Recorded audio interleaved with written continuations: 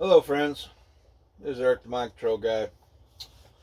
There's been a lot of crazy stuff going on lately. Just today, I put up a bunch of videos that a lot of people probably didn't know about. They think all this balloon stuff going on was, something new. Actually, it's not. And there's old documentary videos on YouTube today, and I just put them up on my uh, Facebook page, Eric, the Mind Control Guy.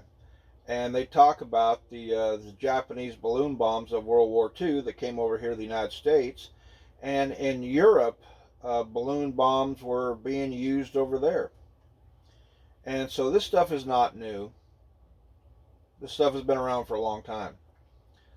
But on the Dark Outpost the other day, Mr. David Zublik interviewed a young lady on Monday. I believe she was the first guest.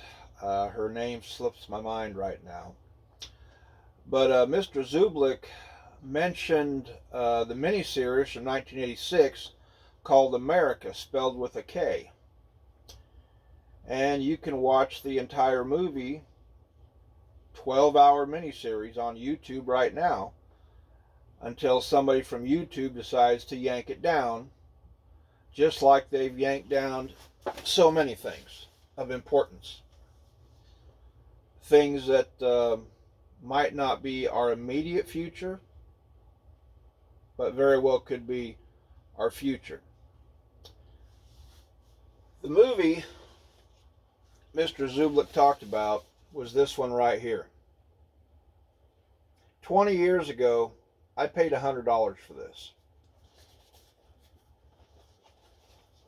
That's the backside. Now, if you can find it, some find it for $50, $70. I've seen it go much as $500. If you know where you can get them, if they're available. But anyway, a book came out, that book right there. It's the same story. It's the same story. But they put something in this book that they did not put in that movie. Remember, this was 1986 and the Cold War was going on. I'm going to read you something here. With all this stuff going on with Russia and the Ukraine and all these things they're having us focus on, we don't really know what's going on behind the scenes. But people were wondering, how could the country be taken over?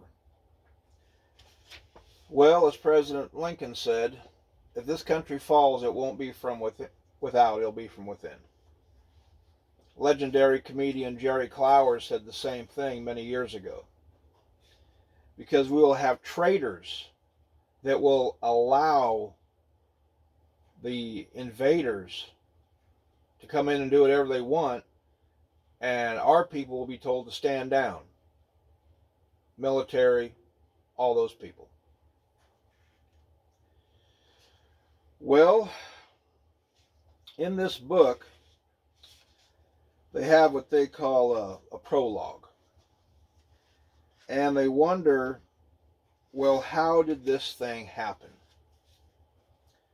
Like I said, there's a part in this book that they did not put in the movie. And they wonder, how did this happen? How was the U.S. invaded?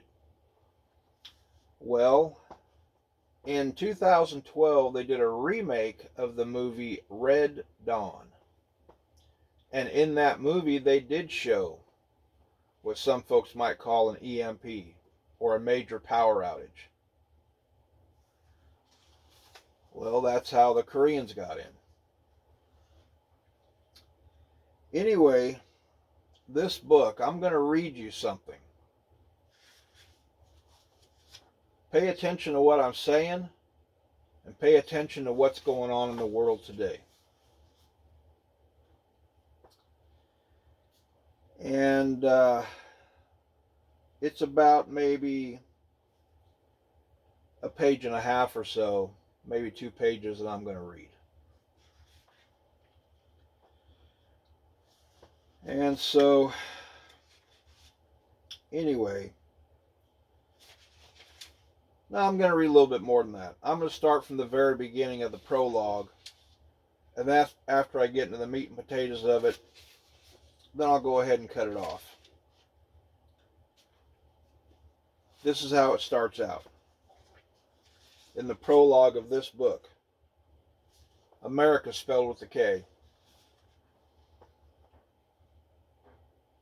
Same book as the movie, but there's something in this book that was not in the movie. When you watch the movie on YouTube, it's not there, but it is here.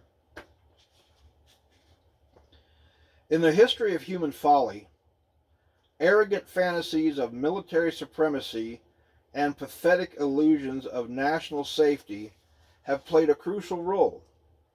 The Great Wall of China, the Spanish Armada, the Magnet Line, all were thought to be impregnable.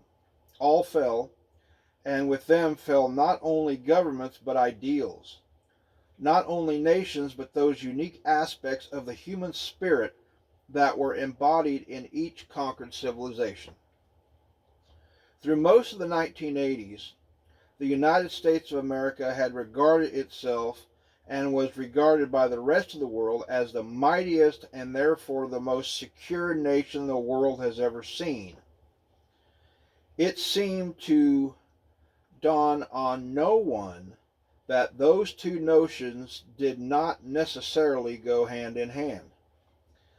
The American defense system represented the perfect combination of American skill and American will of vast wealth and limitless ingenuity applied to the problems of survival for the hardiest of peoples. In fact, the U.S. military had evolved the most sophisticated weaponry and communications networks ever known to man. With sophistication, however, came a vast complexity, and with that complexity came danger. The taller a building gets, the more it sways in the wind. The longer a bridge, the less it takes to send the whole span crashing. So it was with the American system of defense. Paradoxically, as the system grew more powerful, it grew more fragile, as it took on more and more weight and bulk. It came ever closer to teetering. Some few men and women, both inside the government and out, were aware of this, as in ages past their voices were not heard. These voices of caution were ignored in Washington. However, voices of opportunity were listened to closely in Moscow.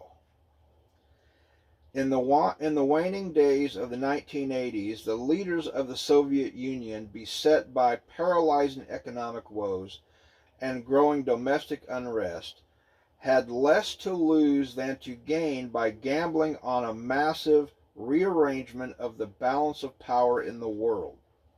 Without warning, on a quiet Tuesday morning, the Russians took the headiest gamble in the history of warfare by launching a nuclear attack against America. But this attack was no storybook Armageddon of mushroom clouds bursting over cities, of scalding millions murdered in their homes. This was a new sort of war, conceived in shocking simplicity by Soviet scientists. The premises: don't attack targets. Attacking targets, after all, even with nuclear missiles, was essentially as primitive as throwing stones. What mattered was not the individual bases and silos, but rather the electronic network that linked them as an effective whole. The key then was to attack and disable the communication system among the targets, thereby crippling the entire system. High in the stratosphere above America, 4 enormous nuclear devices were detonated. On Earth, the explosions were heard only as a low rumble. No one was hurt by the blast, nor did they generate a dangerous amount of fallout. No one even felt the concussive power of the bombs. But the explosions were felt by every computer circuit, every telephone line, every banking system, and every electronic plant from Maine to San Diego. The detonations created a vast electronic magnetic pulse, EMP. This was in 1986, years before anybody ever heard the term EMP.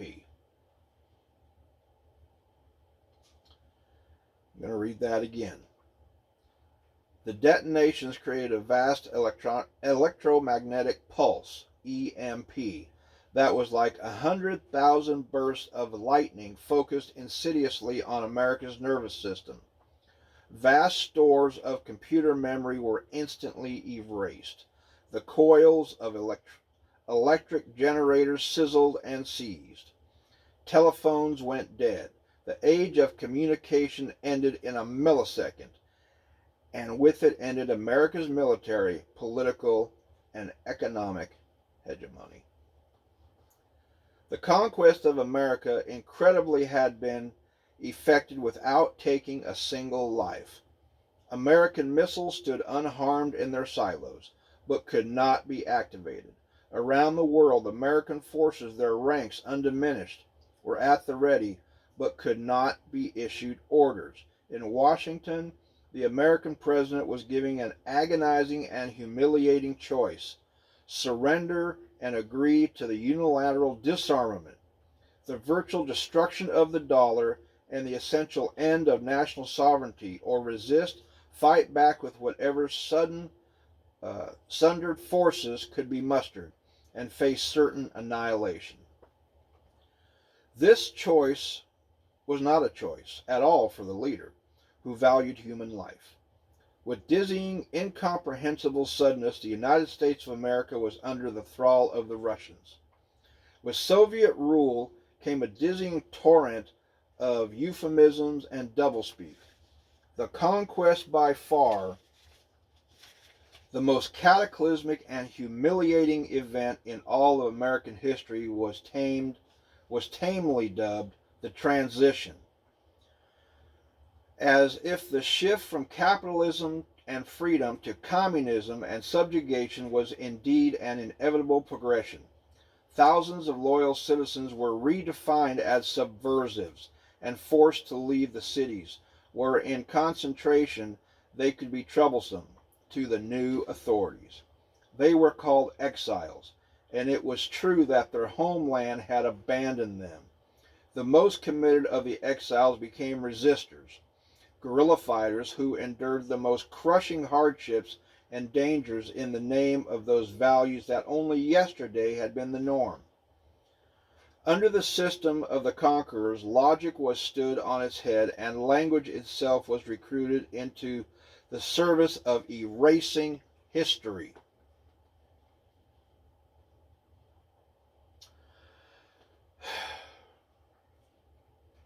But who were these Soviets who were now America's administrators, overseers, bosses? Oddly, they did not conform at all closely to our hysterical Cold War images of them. They were not beetle-browed commissars, nor were they blustering boors who swilled vodka and spouted rigid ideological platitudes. They were modern men and women, cultured, pragmatic, efficient, very often charming, and generally humane. They had humor, they had desires, and they had a vision. Their vision was of a world united and running as a single mechanism according to the precepts of Marx and Lenin. What has been being taught to our kids for the last, 40 40 years, 50 years in America's schools and colleges. Now look at them. They're the ones who run and destroy our cities. Marxism being taught in schools, completely untouched. To each according to his need, from each according to his ability. On its face, the prescription was benign enough. Could any thinking person claim that the rhetoric was less dignified or lofty or even essential different than the thrilling pronouncements of Jefferson and Lincoln on which the American Republic had been based? The Soviets came not to conquer by force, but to win a more total victory by imposing an alternate mythology. They were offering peace. It was a sort of peace that the great majority of Americans, all those who wanted nothing more from their time on earth than to preserve some fraction of the security and comfort they had known before, accepting with appalling ease. It was a sort of peace against which some few Americans, keeping alive the spark of freedom in its armor of defiance, vowed to wage the most intimate and sacred form of battle. This is the story of three men, each whom fought for the vision of what the new America might become. Devin Milford. Devin Milford in the movie is played by actor Chris Christopherson. Devin Milford, once a candidate for president, now stigmatized as a criminal, was the defiant one, a man who insisted the real world of politics and power conformed to his ideal of a united America. Peter Bradford was the pragmatic one, an honest man committed to the principle of compromise and to practical promises to problems that could not really be solved. Andrei Denisov was the complex one, the enemy and not the enemy, the KGB colonel who harbored a love for America that the Americans themselves had lost. What do we see today? Most important, this is the story of a people searching for their noblest selves under the circumstances that had long been feared but never truly imagined. That is the prologue of this book, America, 1986, written during the Cold War. Like I said, how did they take the country? Now, the setting of this movie and this story was 1997, 10 years after Soviet occupation. Chris Christopherson's character, Devin Milford, had been in a prison camp. And they said they thought he was in a hospital. No, he was in a prison camp where they basically, they break your spirit. They break your soul. They didn't break him. And anyway, like I say, this setting was 1997. It was made in 1986 during the Cold War. The leftists hate it. They hate it with a passion because it was so potentially true.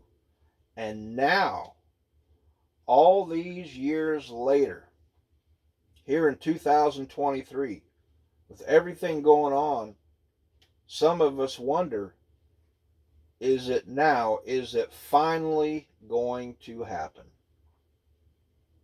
Especially with this moron Biden that we have in the White House.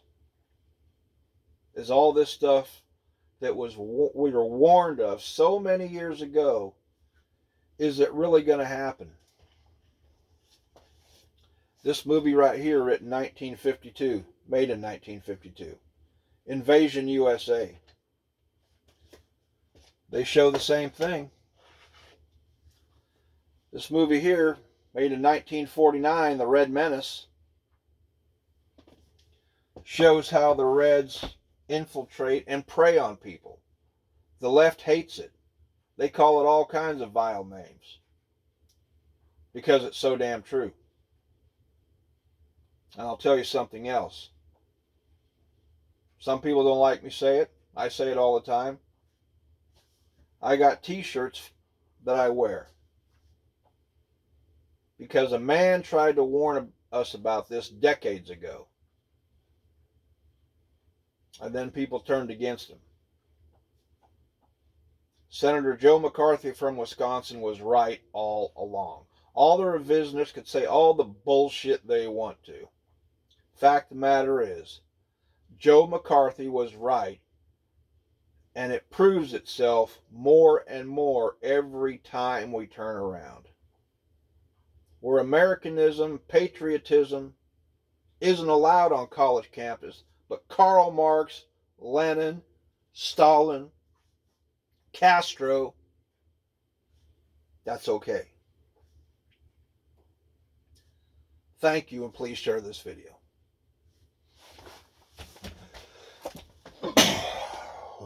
Had to sneeze.